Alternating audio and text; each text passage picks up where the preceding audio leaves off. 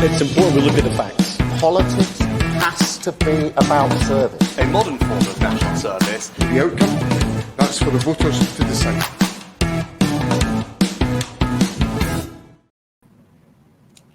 Hello everyone and welcome to Planet Holyrood. We're doing things a bit differently for the next 5 weeks thanks to the general election campaign.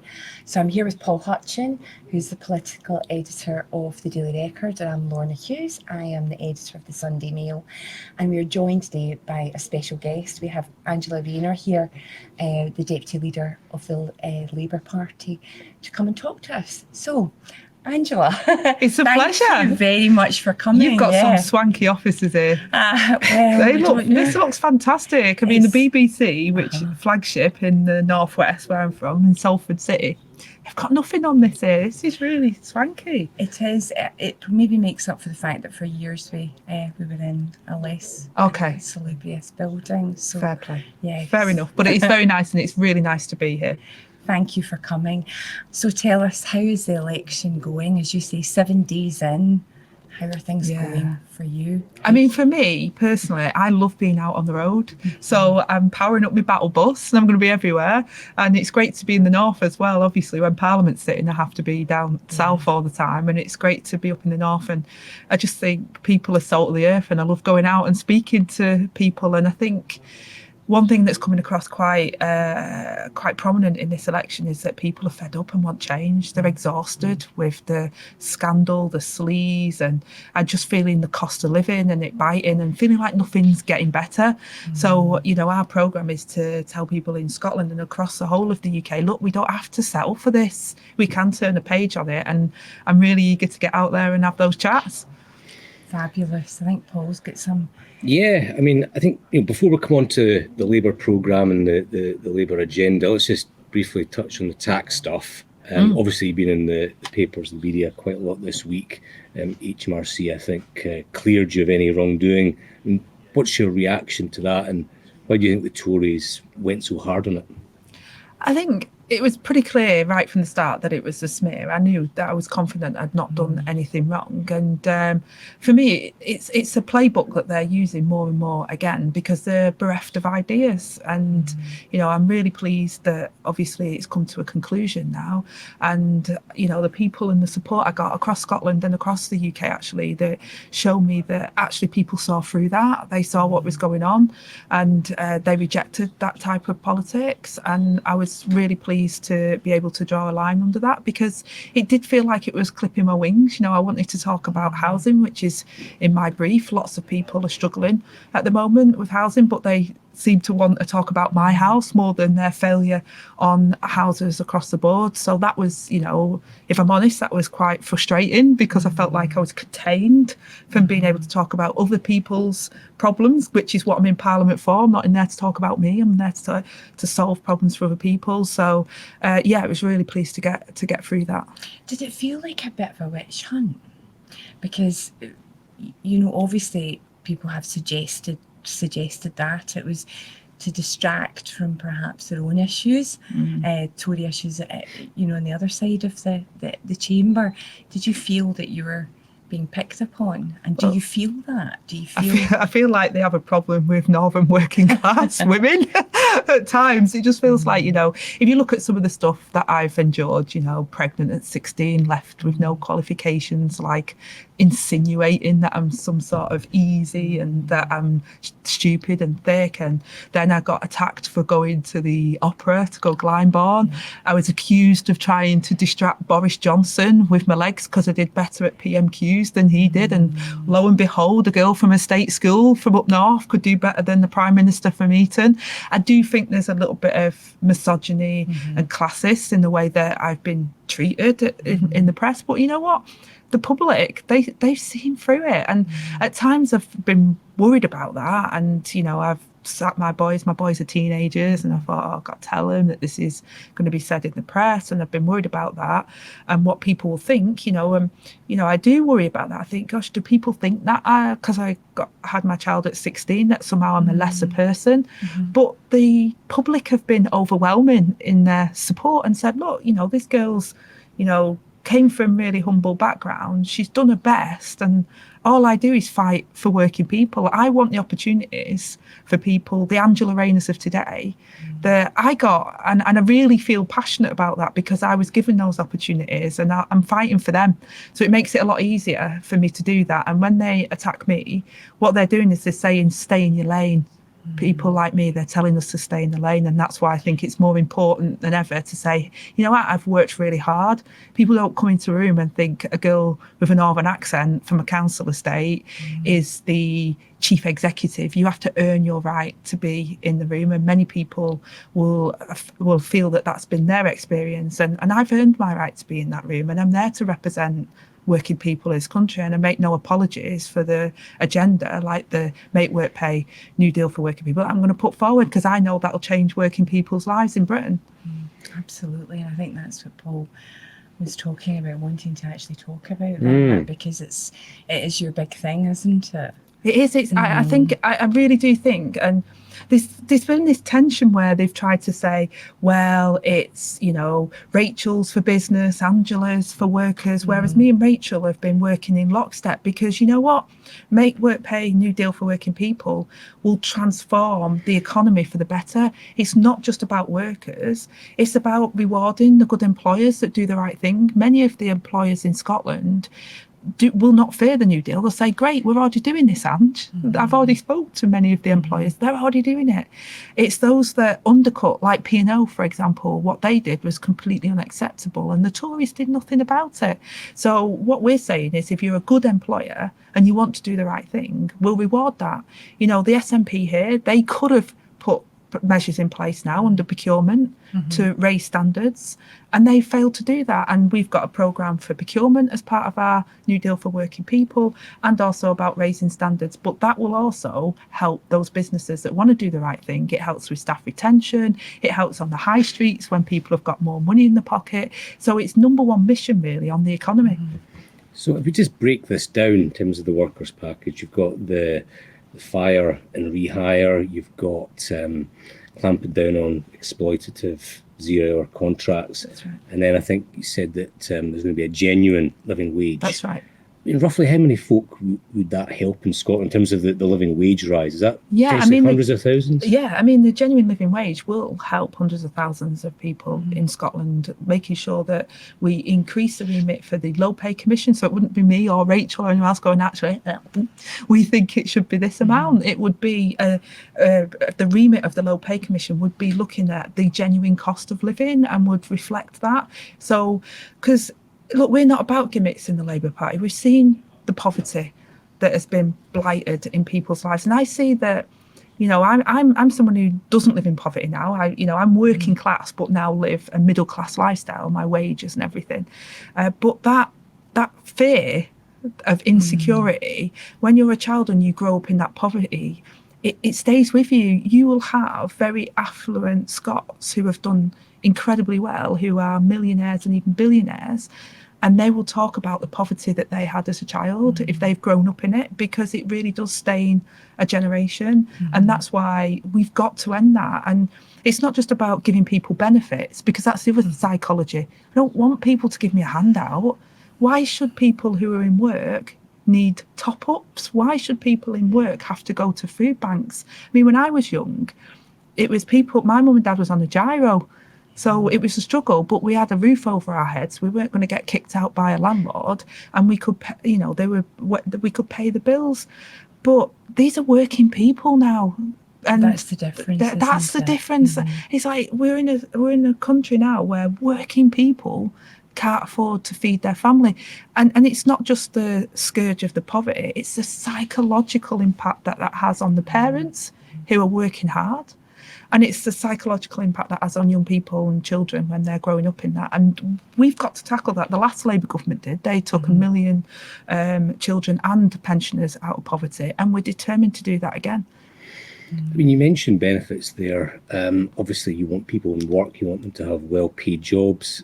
What's your view on something like the 2-child cap, which people on the left, the centre-left, have been very critical of? Yeah, I mean, look, we've had 14 years of the Tories. They did the bedroom tax, they've done the 2-child tax, the universal credit implications. It feels like a constant demonisation of people who need that support.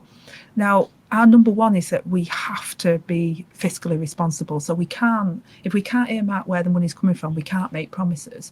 But what we have said is if we get into government, we would review universal credit, which will help families. We will bring in a new deal for working people, again, which will help put more money in people's pockets. We will end Section 21 no fault evictions and help with housing. Now we'll have 1.5 million homes that we're going to build, which will help deal with the shortage of social housing. I'm determined to deal with that as well. So there's a number of measures that we're taking across the board that will help, but we'll have a unit in number 10 that looks at child poverty and the strategy for that. Because, one of the fears for me is if Labour get into government, the Tories have wrecked so much, it's going to be so difficult.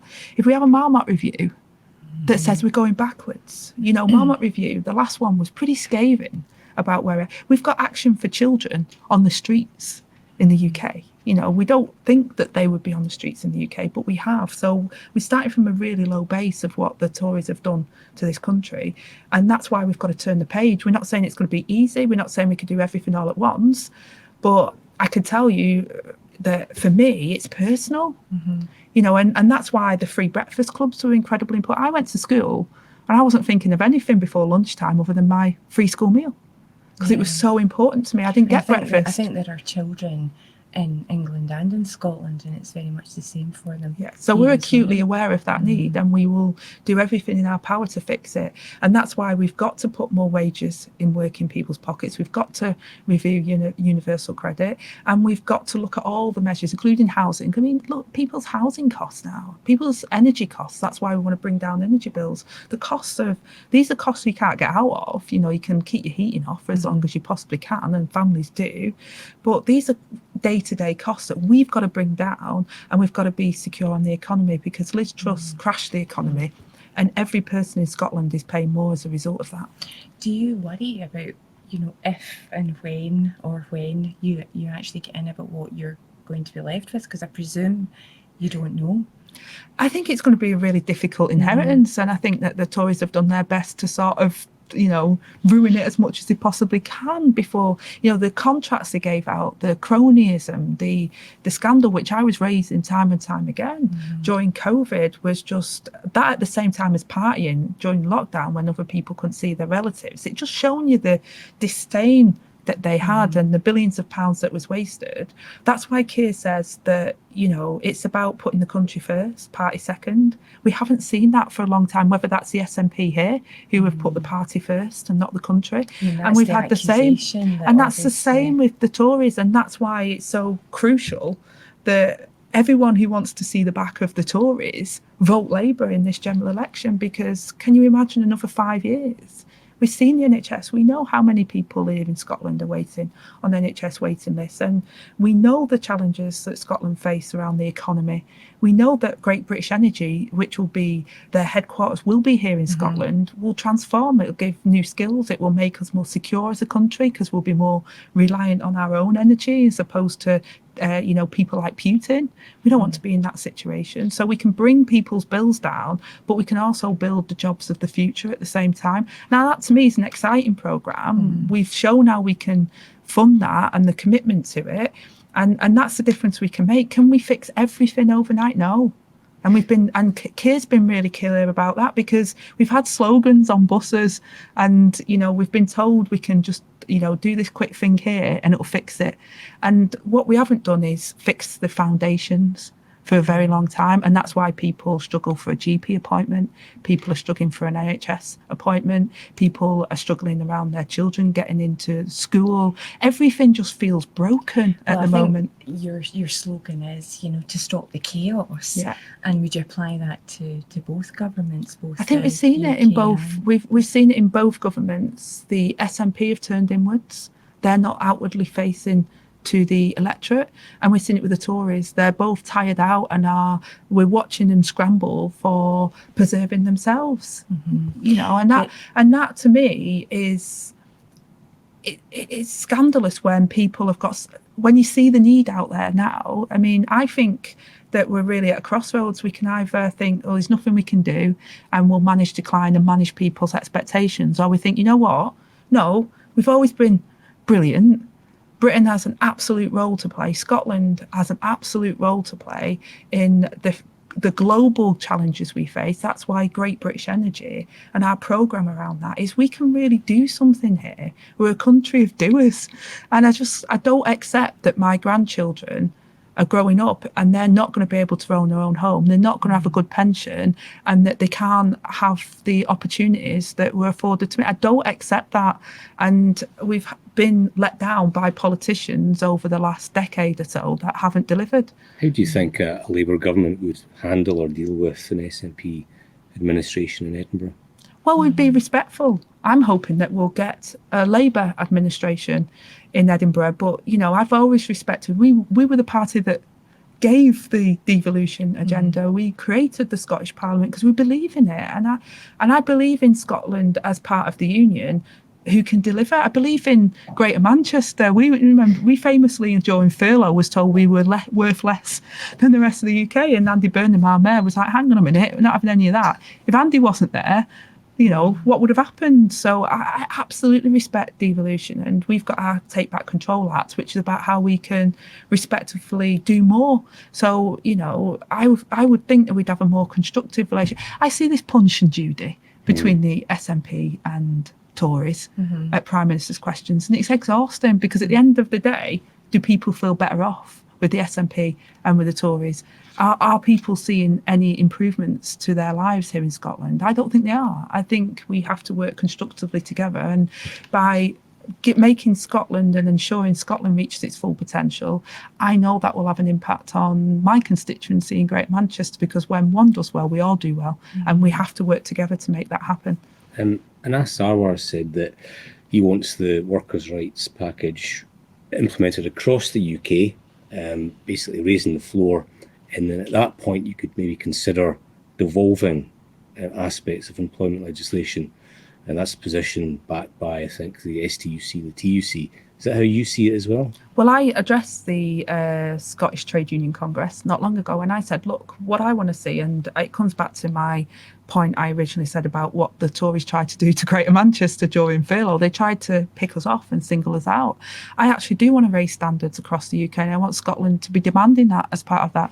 I don't want a better deal for Scotland that's not the same for England, and I don't want a better deal for England that's not the same for Scotland. So I do think that we should raise standards, and I think that we can do that together. And I said that to the Scottish TUC. I used to be a trade union organiser and negotiator, and when you're in a collective, I absolutely believe you're stronger. So I think that actually we can improve standards across the board, across the whole of the UK. On you go, sorry. No. I was just going to say that there are a lot of people in Scotland who would still say that, the Labour Party, can the Labour Party be trusted? I mean, we go back a couple of decades, and perhaps there is a correlation of what's happening to the SNP now as to what happened to Labour then. So what would you say to those people, who want change, who are not seeing their lives being improved, as you say, in terms of everything from jobs to the cost of living to housing? What would you say to those people about trusting you? I think you touched on a really important issue, and I think you're absolutely right that that's what voters feel. And I think in Scotland and across, actually, I would say that our voters feel the same way in my constituency. And I think the thing I would say to them is we're a changed Labour Party. You've seen that with Anas as leader in Scotland, and you've seen that with Keir's leadership and my leadership in the UK. We're working together and we're putting the country first. So we've had to do some deep searching, for a period of time. In 2019, we got absolutely hammered by the voters, and you can't turn around and say, well, the voters are wrong. You have to inwardly look at yourself and say, well, hang on a minute, why are we not reflecting and solving the problems that people are raising with us? And I hope that people across Scotland can see our programme and what we're going to be outlining as part of this campaign touches on the issues that matter to them, and then about our solutions to it, and that they're ambitious, but they're not over-promising, because I think that's one of the things that we're at risk of doing quite a lot in politics, is you over-promise and under-deliver. And actually, I would like to be in a position where we over-deliver for people. It's managing expectations of what we can do, and we've had to be honest about that. And it's very tempting in the campaign to promise that you'll do all these things, but actually what we're saying is, I know we can make a difference and we can improve things and we can turn a page on the chaos. And Keir is very clear, and we all are, that we put the country first. And I think that's the big difference, is actually that sense of duty.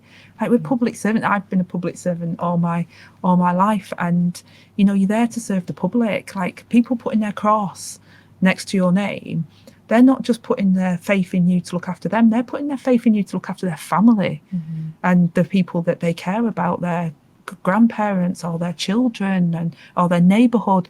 So you have to humbly respect that. You can't take that ever for granted. You mentioned Keir there. So how would you describe your relationship with him?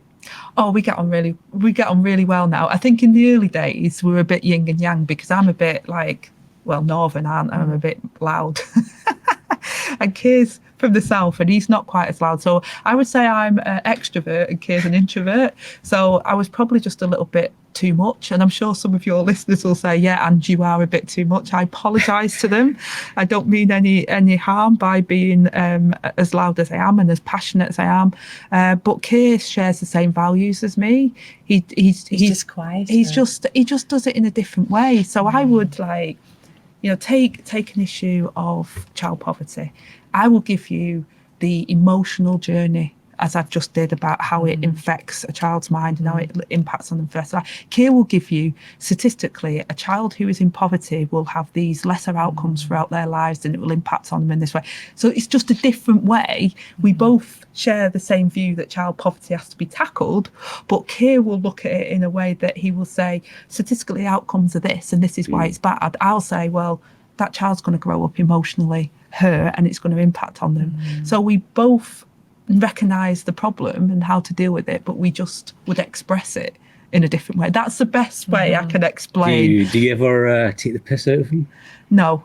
Never? No. You Well, call him sir or anything like that? Actually, he's in my phone as Mr. Darcy, so that is probably pulling his leg. And maybe on the football, because his team played Manchester City recently, so I did jibe him a little bit on that.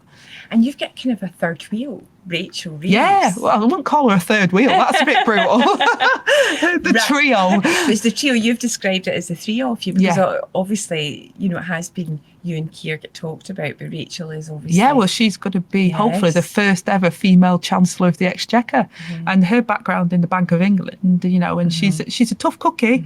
And she's very clear that, you know, you ride fast and loose like Liz Truss did with the economy, and working people pay the price. So she has her economic rules that every one of us is signed up for, and I will not make a spending commitment because Rachel will be right on my back without me showing where I'm going to get the money from. And that's her way of saying, look, she will treat the public finances like family finances, in a way that this is people's hard-earned cash. And this has a serious implication for people. So you've got to get the best out of the money. And that's why we talk about reform and making sure that we're the most efficient we can be, and we maximise the output of that. But also that you can't ride fast and loose with the finances. You know, you can't go out on a wild night out on your credit card and think, well, how am I going to pay for it next month? That is not the way you can run public finances, and Rachel won't have it. So she's very stern, but she cares because she knows the implications. Liz Truss did that. She put billions of pounds of unfunded spending commitments, tax cuts, and we've got the same now with the Tories, with the national insurance commitment, £46 billion black hole. That will send our markets into turmoil, and that will cause another economic crisis for us, and that's not what we need. We need stability, and we need level heads, and Rachel is definitely one of them. Obviously, the Prime Minister is the person who decides on his cabinet. The job that you're doing just now, do you want the equivalent position in the cabinet if Labour wins? You know what? I enjoy the job I do. I was absolutely honoured to become deputy leader of the Labour Party, and I will have to pinch myself if I become your deputy prime minister, because taking a girl from a council estate who was told she won't ever amount to anything and giving me the opportunity to give back and use my life experience and my, decades of experience in the public sector, I think that I can really start to get to grips. I'm no nonsense. I see a problem and I'm pragmatic about it. How do I fix it? And I'll get people in the room to make it happen. That's my unique sort of, people always say, what's your skill? I haven't got a PhD, but I've got a master's in real life and people and bringing people together and driving that change forward. And I'll do that in whatever role that, How would you see they the want me to deputy's do. role in government? Is it like applying the brakes when the brakes need to be applied? Is it trying to push it getting go things forward? done. Getting things done. Right. That's what I roll up my sleeves. I don't like being in meetings that doesn't have an action point. I'm a stickler for getting things done. Keir's a stickler for being on time, so never be late for Keir. I'll give you that tip. And he loves early mornings. I'm not keen on an early morning. But How's your sleeping going? Because you famously... I don't sleep. Really? Which is really great for me because it means that I can carry on when other people can't. Never? Not much. No. Is it 3-4 hours a night? I'm like the Duracell bunny. I just carry on. You just stare at the ceiling. I do. I listen to podcasts like serial killer podcasts or whatever else. Yeah, I do. I listen to podcasts. So, I think Mrs. Thatcher didn't get much sleep. But, No. it's not a comparison that you'd enjoy. Yeah, but I'd like to think that's the only thing we have in common. Apart from we're both very determined women, but other than that, that's where it stops. Can I ask you something when you talk about women? Obviously, Victoria Atkins, in one of her last acts of Parliament before it was dissolved, was obviously dealing with the cash report and banning puberty blockers for children.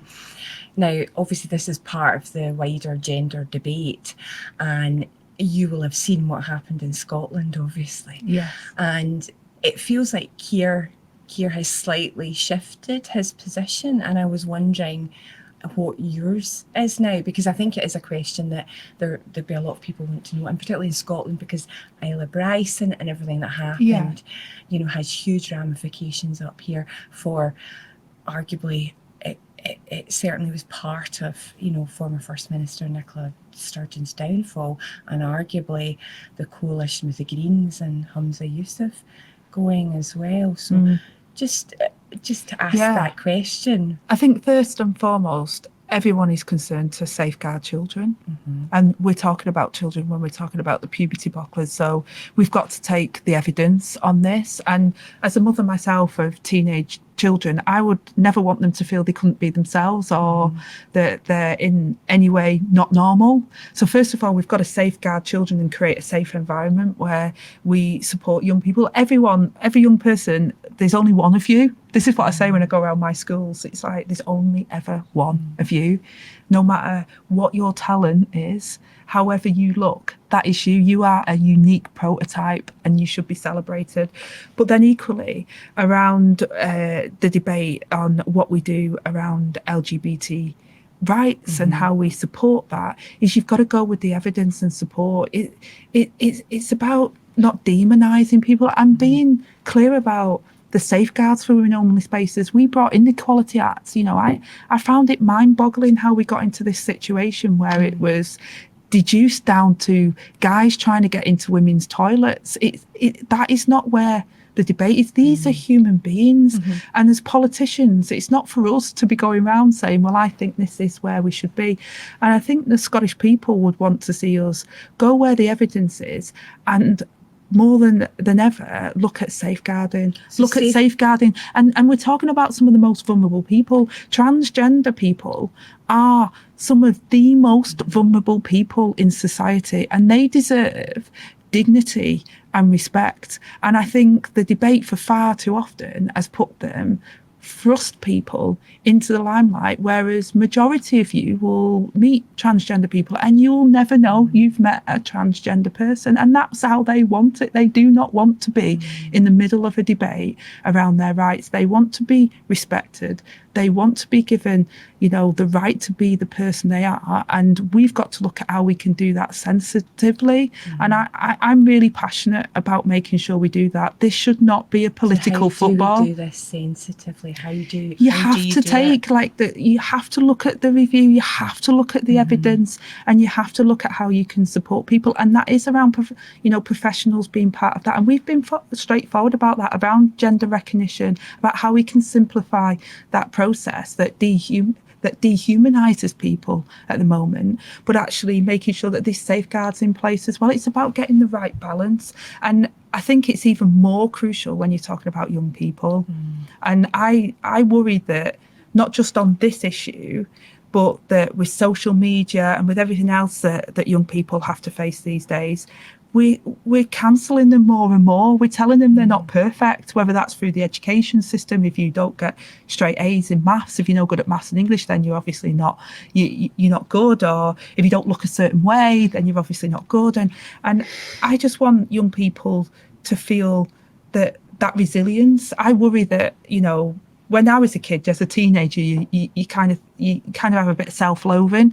Now we've seen it in really small children at the age of 4, 5, 6. That's something going wrong in the way in which our structures are, that don't let young people feel, that they can be who they are. So in terms of young children, it's safeguarding.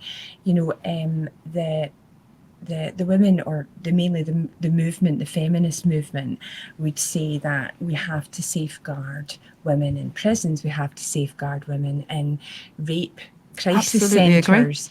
We have to find a way, so that everybody's rights are protected. Absolutely. And we can do that. And there is provisions for that. This was the frustration for me when some of the examples were put through. There is already provisions that can safeguard. There's a failure in that system by not doing that. And, that's what we've got to look at. We've got to make sure that women feel safe if they need to go into a refuge, and we've got to make sure that our prisons are safeguarded as well, and that's on a number of issues, but including when prisoners go into prison, there should be a safeguarding risk, and there usually is, and that is just one of those risks that can be safeguarded. And there is provisions where exclusions can be made. So for me, picking out a particular example, that is a failure on that system, and we have to learn lessons from that. But for me, you have to, number one, make sure that those safeguards and those exemptions are in place, and people have to be reassured about that. I think that perhaps, is a lot of the issue in terms of up here in Scotland, which ignited, obviously this whole debate. And I think sometimes people want, an answer. They want to understand, because very much it feels like the politicians have ignored or have felt that the public were behind, in this issue and needed to be. Oh, they're really not. I speak to people. I speak to people in Scotland. I speak to people in the north of Manchester, and people are live and let live attitude, but they equally are like, I need to know that my children are safe, and I need to know that women's spaces are safe. I completely understand that. That's not bigoted. That's a genuine concern. And actually the transgender community would say the same. They say, hey guys, I don't want to be highlighted as if I'm some sort of problem or risk to society. I want to live my life. I want to, go about my day-to-day business. And I absolutely believe that you can do all of those things. And, I used to be a Unison convener, and we were a public sector trade union. We had self-organised groups, and we came across this. We have a women's self-organised group, we have the LGBT self-organised group, and we came together and we were able to find a solution to that. I don't believe that it's that far away, and I don't believe that the Scottish people in any way don't want to see a resolution to that. So would you think about third spaces then for, or would you? You may do that. Yeah, that may be one way of doing it. So you can find a way of creating spaces for people that safeguards everyone's rights. I don't believe that there isn't a way of doing that, and I think people can see that pragmatically, that we can get a way through that, and I believe we could do it. We brought in the Equalities Act, which gave exemptions for certain spaces like women's refuge, and I think we can continue to do that. And I don't think we have to do that in a way that is derogatory or disrespectful to the transgender community either, who are, as I say, some of the most vulnerable people in society, and they do not want to be demonised. They don't even want to be highlighted as transgender. They want to get on with their lives, and I think they have an absolute right to do so, and I think the Scottish people understand that. Thank you, Angela. Thank I think you. we've run out of time, haven't we? Yes, but it's been lovely. It's to a have pleasure. you. And we're looking forward to hopefully the response that we'll get as well, and you, and obviously during the election campaign. And yeah, everybody, we will be doing this again tomorrow. So yeah, Who have you got day. tomorrow? Do you know can't yet? say To be at the confirmed. moment. Oh, to be Yes. confirmed. Thanks so much. And you'll find this on the Daily Record YouTube channel. Thanks. Bye. Bye-bye. It's important we look at the facts. Politics has to be about service. A modern form of national service. The outcome, that's for the voters to decide.